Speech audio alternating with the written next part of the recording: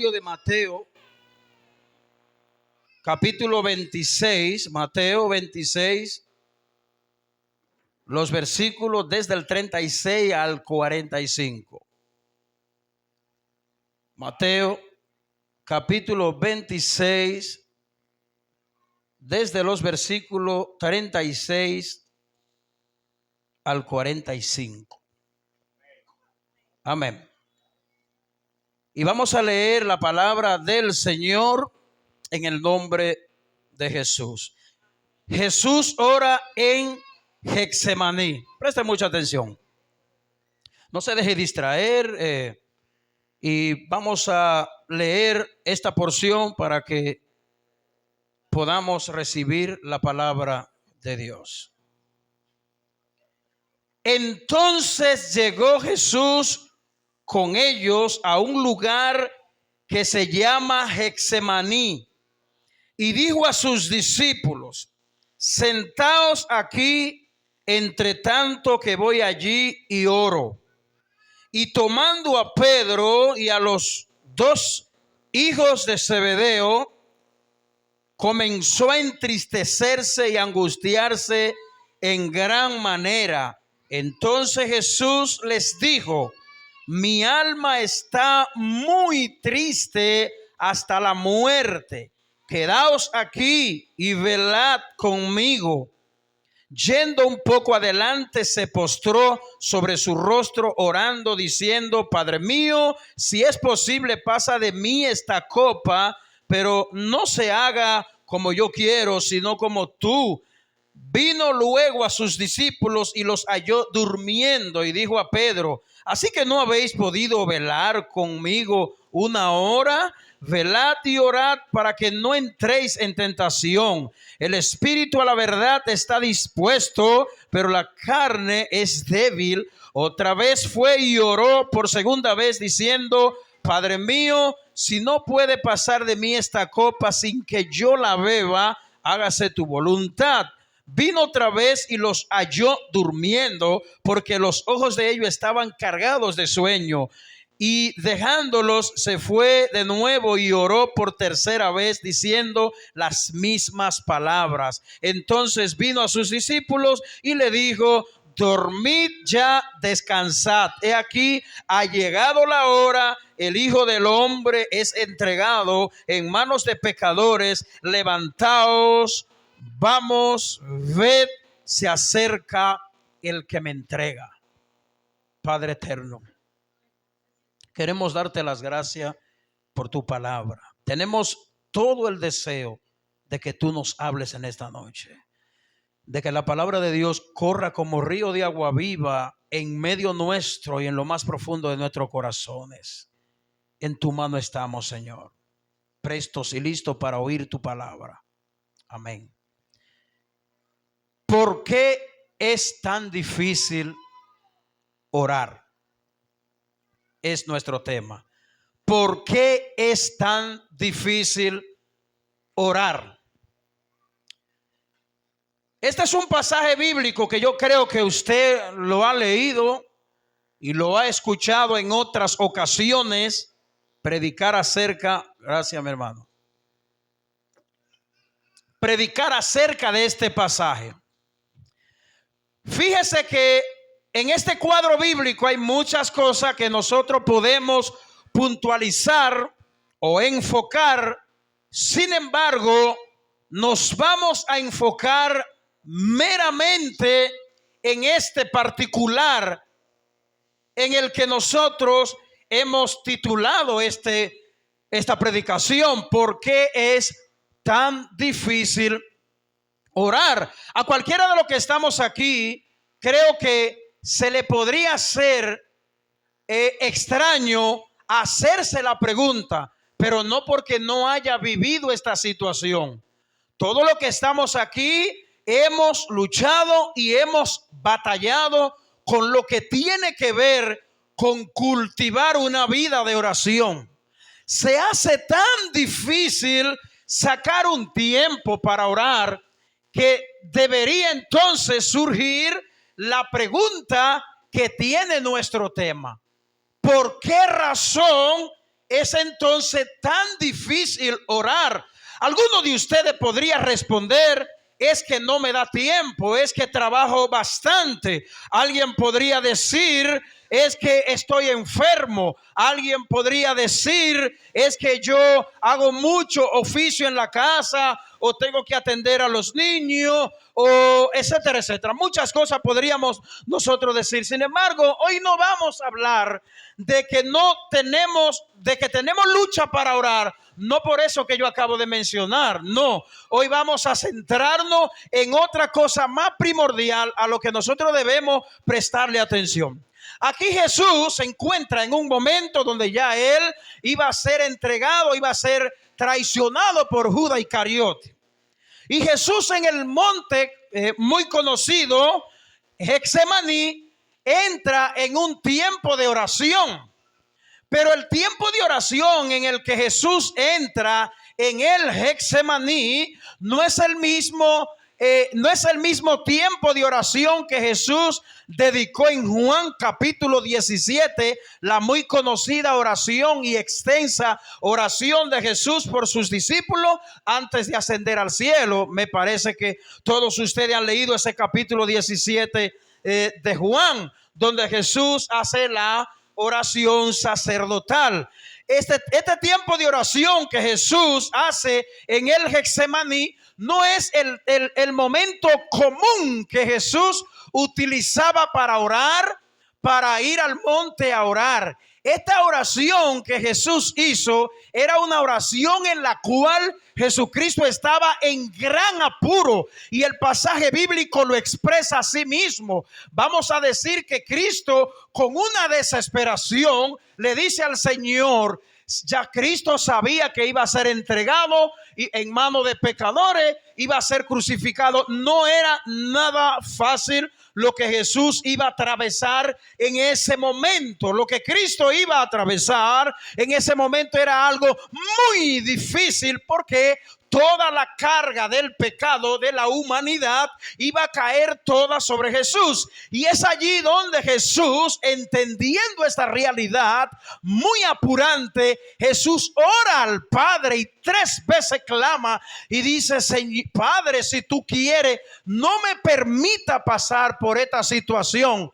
Pero Jesús añade algo muy importante que nosotros los creyentes deberíamos también tener pendiente a la hora de pedirle algo a Dios, a la hora de ir a Dios en oración, a la hora de nosotros inclinarnos ante Dios para pedirle algo. No importa que estemos en apuro, no importa la emergencia en la que nos encontremos cuando le vayamos a pedir algo a Dios. Y lo que Jesús añade aquí es: Padre, si tú quieres, si es tu voluntad, no me permita pasar por allí.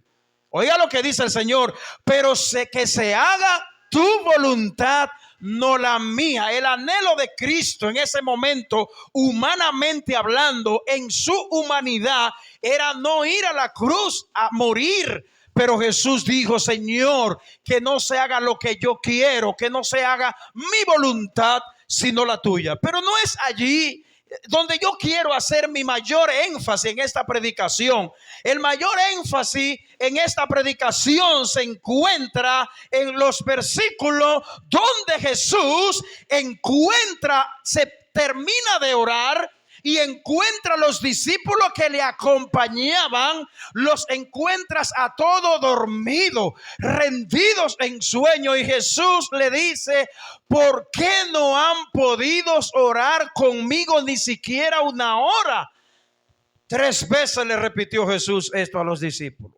Pero hay una palabra muy importante allí. A la verdad, el espíritu está dispuesto. Esto no lo menciona Mateo, lo menciona Marco, porque Mateo no menciona este detalle, pero Marco sí lo menciona y dice: a la verdad el espíritu está dispuesto, pero la carne es débil. Prácticamente aquí hay parte de la respuesta de este tema de hoy. Pero nosotros queremos hacer algunas preguntas, unas cuantas interrogantes que es importante hacernos acerca de esta cuestión de por qué se nos hace tan difícil orar. De hecho, muchos de nosotros hemos planeado muchas veces decir: yo mañana o en la tarde o en la noche voy a sacar un tiempo para orar. No me importa que me vengan, que me llamen por teléfono, no importa lo que se me presente. Yo voy a sacar este tiempo para orar. Es más, muchos de nosotros hemos dicho: yo me voy a proponer orar más de lo que yo oro. Pero entonces, ¿por qué al proponernos esas cosas tan importantes caemos en la decadencia de no orar, como le pasó a los discípulos?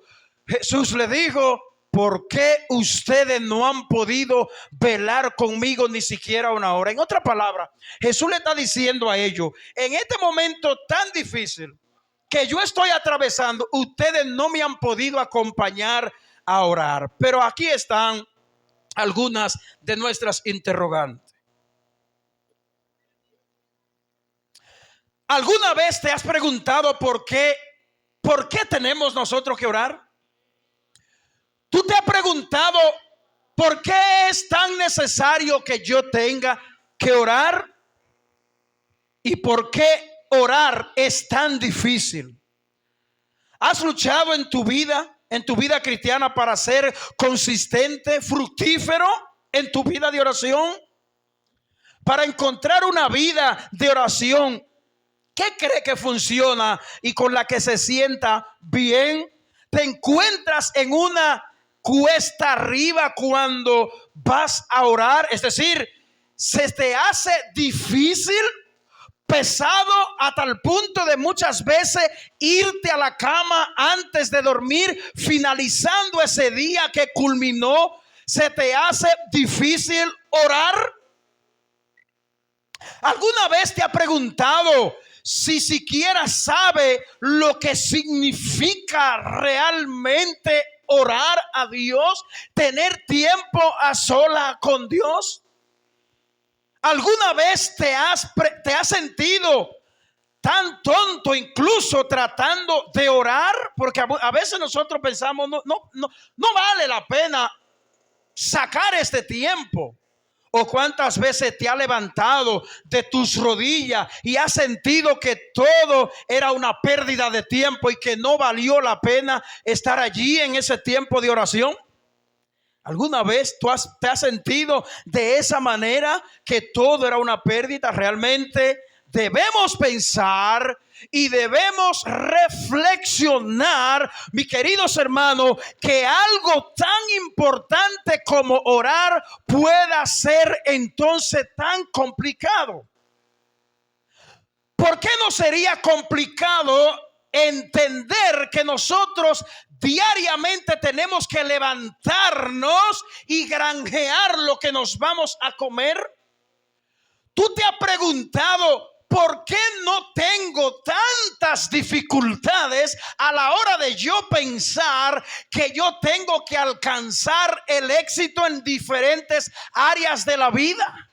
¿Verdad que sí? Si tengo deseo de vestir bien, yo me preocupo por tener un buen vestuario, y yo no tengo ninguna lucha y ninguna dificultad para estas cosas, para tener un calzado o para tener buena salud, ¿verdad? O para obtener otros beneficios de la vida. Tú te has preguntado, analiza esto, hermano: ¿por qué yo no tengo lucha para yo coger un autobús de aquí a Punta Cana si algo beneficioso me va a pasar? ¿Tú te has puesto a pensar en eso? Ahora bien, piensa entonces por qué se hace tan difícil. Y óigame lo que le voy a decir, hermano, empezando por el predicador: ¿por qué se nos hace tan difícil tener una vida de oración, amados hermanos? Si esto le aporta tanto a nuestras vidas, si es tan importantísimo para la vida de hogar, para la vida de familia, para la vida de iglesia, si tiene que compartir el evangelio con otros, es importante orar. Si es para el beneficio en la familia, en el matrimonio, es importante orar. Si vas a emprender un proyecto, tienes que orar. Si vas a criar a tus hijos en piedad, debe orar y orar a Dios por ello. Es demasiado importante orar. Entonces, ¿por qué tan complicado? ¿Por qué tanta lucha? Bueno, casi nos vamos a dar cuenta esa razón, y es donde vamos a dar la respuesta del por qué se nos hace tan difícil orar. En la Biblia encontramos oraciones, peticiones, rogativas, intercesiones, acciones de gracia. Todas esas cosas la encontramos en la Biblia. En la Biblia también encontramos diferentes tipos de ejemplos de hombres que oraron a Dios. Y su vida nos dice a nosotros que orar es importante. Vemos el caso de Daniel, pero vemos el caso del apóstol Pablo en el Nuevo Testamento, y vemos el caso de otros hombres de Dios en la Biblia que dedicaron su vida a orar. Y le voy a decir esto, hermano. Aunque la pregunta de este tema sea que por qué se hace tan difícil orar, no significa que cualquiera de los que estamos aquí puede cultivar una vida de oración. Eso no significa eso, no es eso que queremos decir en esta predicación. En esta predicación no queremos traer desánimo y decirle a usted que no vale la pena hacer el esfuerzo para orar. No, tú puedes cultivar una vida de comunión con Dios. Tú puedes, hermano, con la ayuda de Dios y en dependencia del Espíritu Santo. Claro que sí. Hemos dicho que en la Biblia encontramos todas esas cosas y que también hay hombres que nos modelan la vida de oración. Hay al menos, y es aquí donde yo quiero dar respuesta a esta pregunta, hay al menos 3 claves importantes para poder tener una comprensión del por qué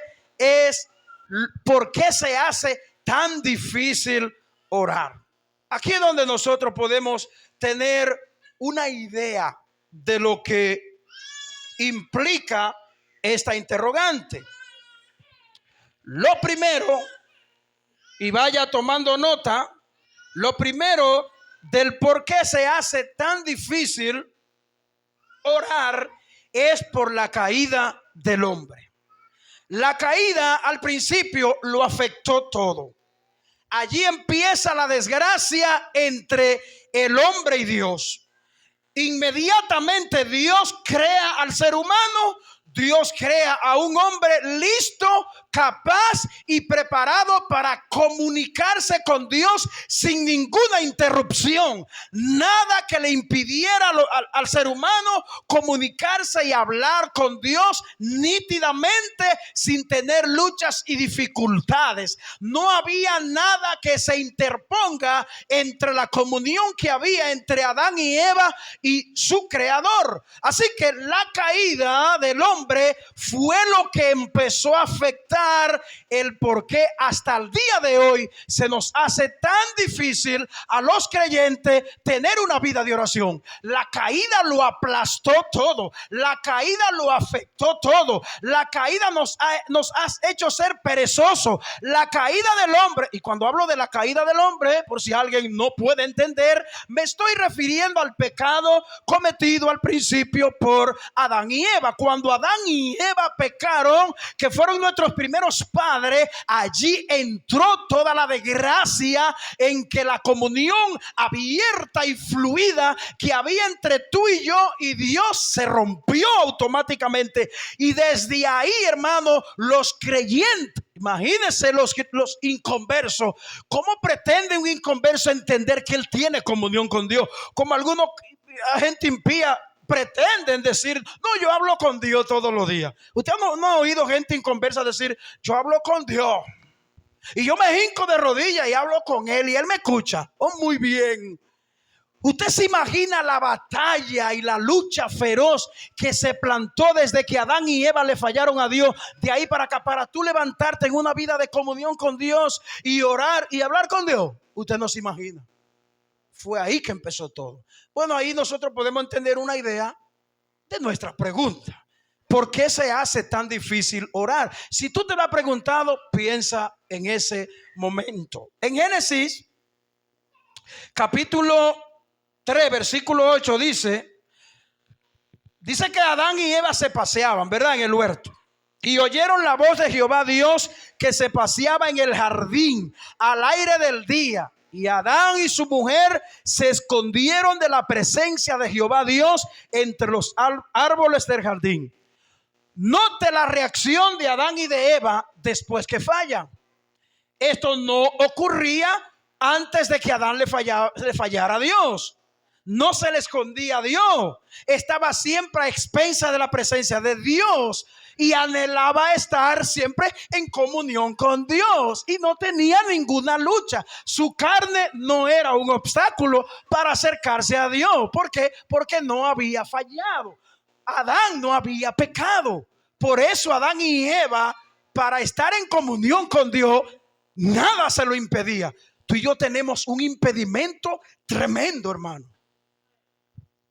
Dios nos creó para poder tener comunión con nosotros. Sí, para eso Dios te creó.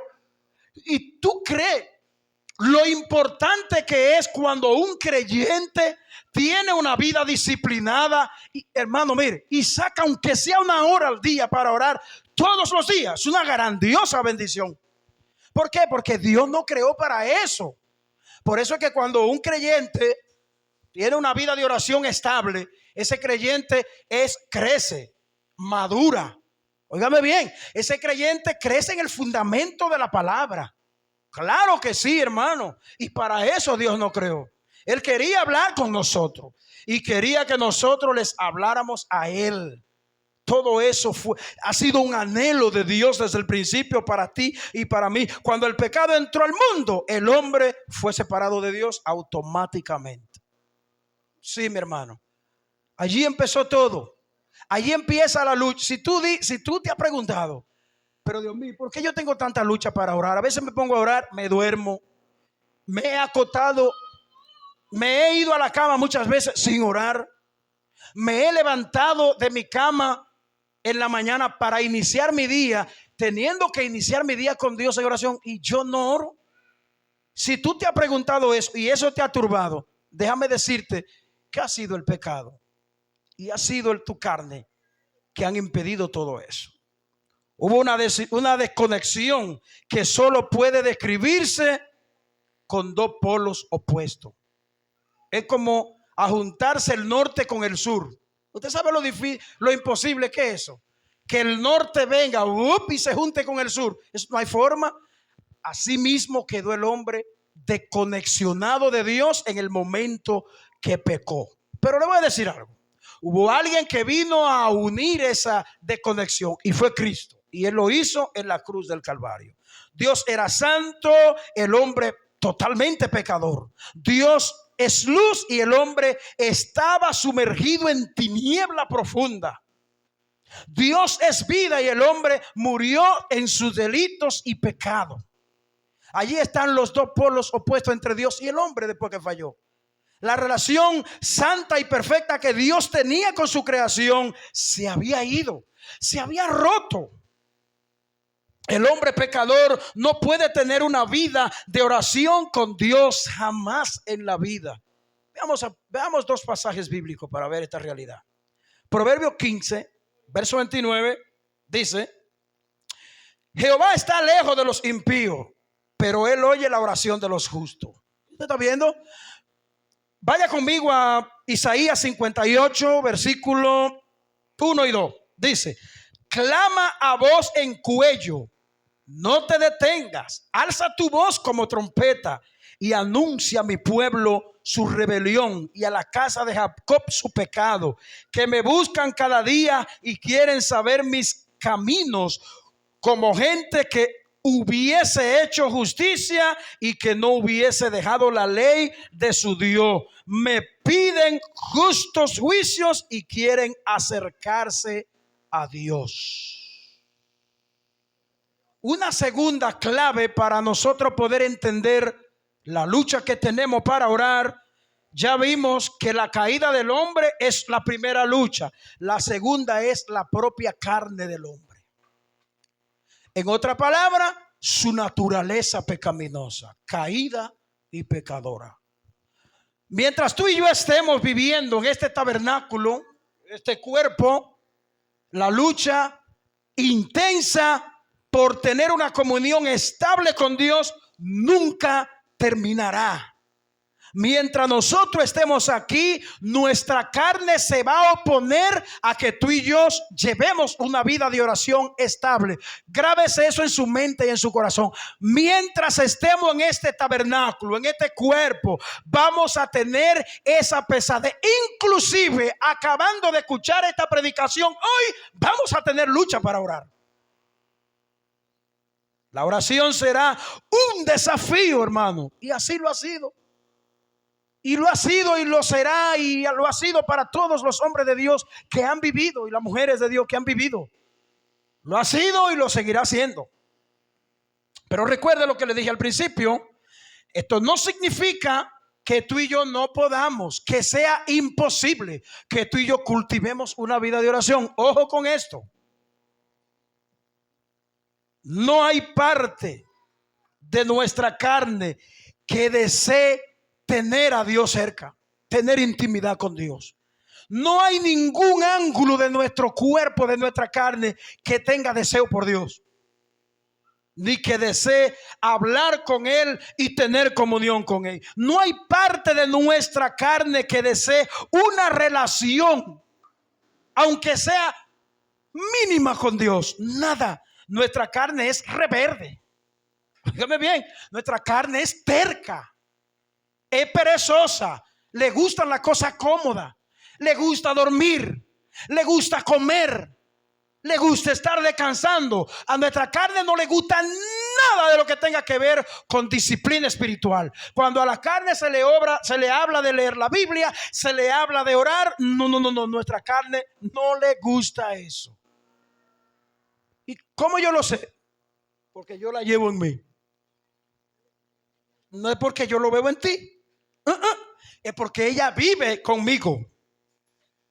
Así que no hay parte de nuestra carne que desee una relación con Dios. Nuestra carne es depravada. Así lo describe toda la Biblia, desde Génesis hasta Apocalipsis. Nuestra carne está totalmente depravada. Y basta con uno ver dos pasajes bíblicos, un poquito extenso, pero lo vamos a ver porque son importantes. Romanos capítulo 8 y capítulo 7. En el capítulo 8 vamos a leer algunos versos, de igual manera en el capítulo 7. Escuche bien. En el capítulo 7 de Romanos vemos solamente los versículos 5 al 8. Dice: porque los que son de la carne piensan en las cosas de la carne, pero los que son del Espíritu en las cosas del Espíritu. Porque el ocuparse de la carne es muerte, pero el ocuparse del Espíritu es vida y paz. Por cuanto los designios de la carne son enemistad contra Dios, porque no se sujetan a la ley de Dios, ni tampoco pueden. Y los que viven según la carne no pueden agradar a Dios. Allí vemos o tenemos una pequeña idea de lo que pudiera ser nuestra naturaleza pecaminosa. Pasemos al capítulo 7, verso 14 al 25. Allí Pablo describe algo interesante. Dice: porque sabemos que la ley es espiritual, mas yo soy carnal, vendido al pecado, dice Pablo. Porque lo que hago no lo entiendo, pues no hago lo que quiero, sino lo que aborrezco, eso hago. ¿Y qué aborrece Pablo? Estar siendo, en este contexto, estar siendo perezoso, tirado allí sin tener deseo de leer, de orar. Verso 17: de manera que ya no soy yo quien hace aquello, sino el pecado que mora en mí. Y yo sé que en mí, esto es mi carne, no mora el bien, porque el querer el bien está en mí, pero no el hacerlo. Porque no hago el bien que quiero, sino el mal que no quiero, eso hago. Y si hago lo que no quiero, ya no lo hago yo, sino el pecado que mora en mí. Así que queriendo yo hacer el bien, hallo esta ley, que el mal está en mí. Porque según el hombre interior me deleito en la ley de Dios, pero veo otra ley en mis miembros que se revela contra la ley de mi mente y que me lleva cautivo a la ley del pecado que está en mis miembros. Miserable de mí, versículo 24, dice Pablo, ¿quién me librará de este cuerpo de pecado? Versículo 25, una exclamación maravillosa de Pablo, dice: Gracias doy a Dios por Jesucristo, Señor nuestro. Gracias doy a Dios por Jesucristo, Señor nuestro. Así que yo mismo con la mente sirvo a la ley de Dios, mas con la carne a la ley del pecado. El hecho de, es triste, pero esta realidad es triste, pero es una realidad que no podemos obviarla. Una realidad que no podemos ponerla a un lado. Y Jesús pudo, en este pasaje bíblico, Cristo pudo observar esto palpablemente en los discípulos. En un momento tan crucial en la vida de Cristo, sus discípulos le acompañan y empiezan a roncar la noche entera. Jesús orando al Padre porque ya sabía que iba a ser entregado. Y ellos debieron estar allí con Cristo. Pero su carne no se lo permitió. Su carne se lo impidió. ¿Cuántas veces tu carne te ha impedido durar meses sin tener una vida de oración como debería? A mí me lo ha hecho mi carne. Por eso orar es tan difícil. Orar constantemente será casi imposible. Casi. No es que sea posible. Absolutamente. Tercera clave para nosotros poder entender por qué tenemos tanta lucha para orar: el enemigo del hombre. Hemos visto que la caída, nuestra carne y el enemigo del hombre. Orar es literalmente entrar en una guerra espiritual en el momento que decides orar. Literalmente, hermano, cuando un creyente decide orar, empieza una lucha feroz en su vida. Porque hay un enemigo que se va a oponer a que tú vivas una vida de oración.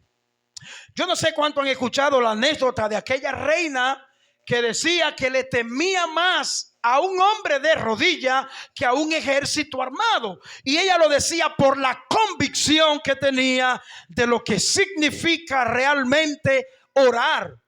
Cuando tú oras, tú adoras a Dios. Cuando tú oras, dependes de Dios. Cuando tú oras, le dices a Dios: Señor, sin ti, con mi propia capacidad y fuerza, yo no puedo. En el momento que tú decides orar, entras en una batalla feroz. Satanás luchará contra un creyente que ora. No se quedará tranquilo. Luchará con un creyente que ora y trata de hacerlo. Óigame bien, no solamente con aquel que está orando, sino también con aquel que trata de hacerlo. Él lucha con un creyente, también lucha con un creyente mientras está en el mismo acto de oración. Vaya conmigo a Apocalipsis capítulo 12, versículo 10. Apocalipsis 12, 10. Dice: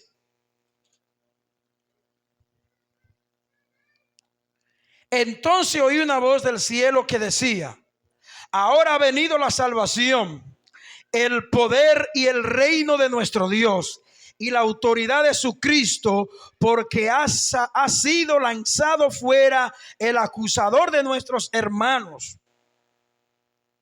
delante de nuestro Dios día y noche. Ese es nuestro enemigo, Satanás. Satanás está 100% dispuesto a verte a ti fallar. 100% dispuesto. Créame lo que sí. Él lo estará. Él luchará para que tú no puedas alcanzar una vida de oración. Él sabe más que nosotros que la oración es vital para el crecimiento espiritual de cada uno de los que estamos aquí. Él lo sabe más que tú y que yo. Lo sabe Satanás, hermano. ¿Y sabe qué? Que él hará más para obstaculizar tu vida de oración que para tu asistencia en la iglesia. Así que Satanás luchará más para que tú vaya todos los días a la iglesia si quiere, pero que viva una vida sin tener comunión con Dios, sin orar, sin tener esa tranquilidad con Dios en su presencia. Él hará todo lo posible para eso.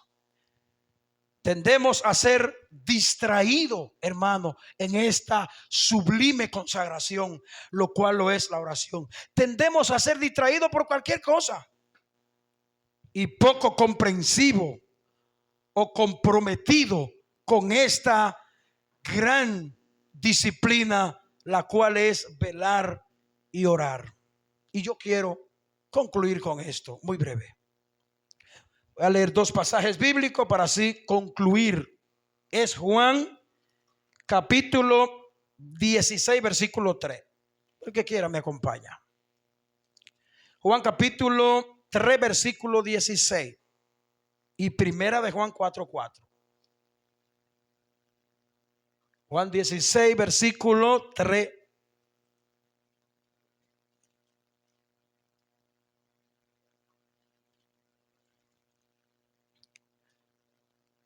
Dice así, hermano.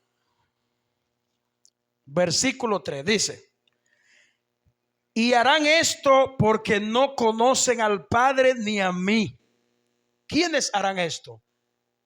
El mundo va a oprimirnos porque no conocen al Padre ni a mí. Primera de Juan capítulo 4, versículo 4. Dice, Primera de Juan capítulo 4, versículo 4. Dice: hijitos, vosotros sois de Dios y lo habéis vencido, porque mayor es el que está en vosotros que el que está en el mundo.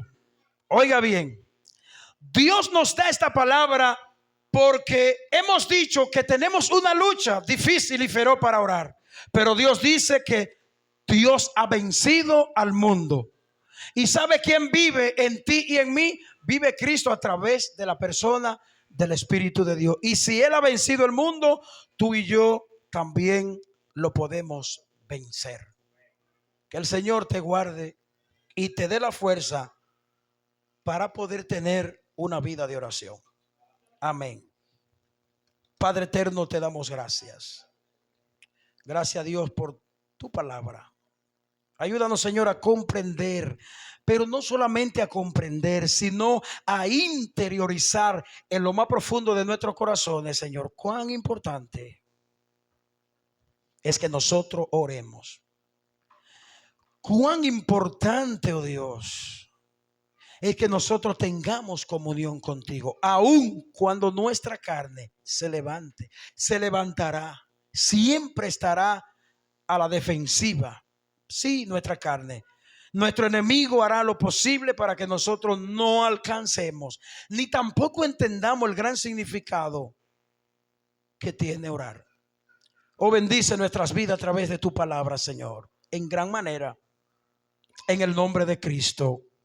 Amén.